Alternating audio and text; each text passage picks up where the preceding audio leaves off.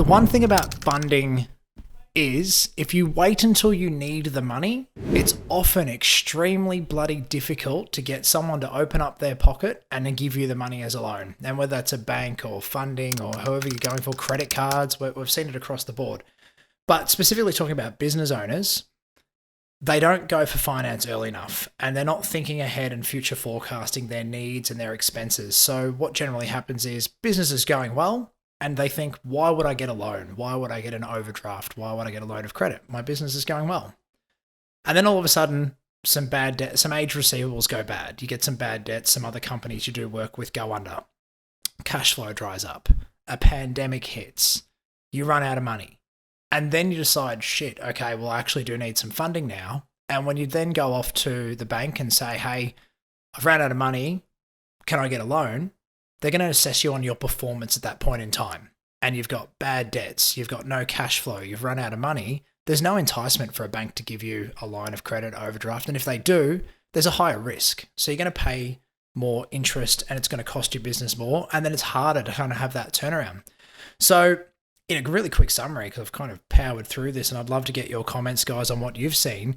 But if you're a business owner, you've managed to get through unscathed at the moment, but we're uncertain about what the future looks like, have a look at your funding. When you're looking at debt to equity, have a look at your debt levels. And if you're debt free, and I'm not saying to rush out and get debt because, that's a great idea, but it's having options and a backup plan. So I know that, we're in the process of opening up a line of credit or an overdraft facility.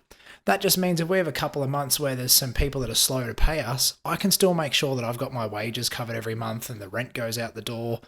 And that makes me feel comfortable to know that I've got access to more funding. And at the moment, while business has been good and money in, money out looks good, the bank's got no problem in approving this facility.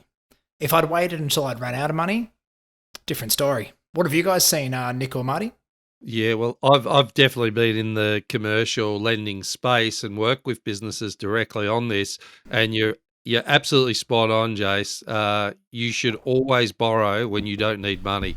Like when you're in a position of strength as a company, that's when you go for lending, so you can take on that opportunity in the next 12 months.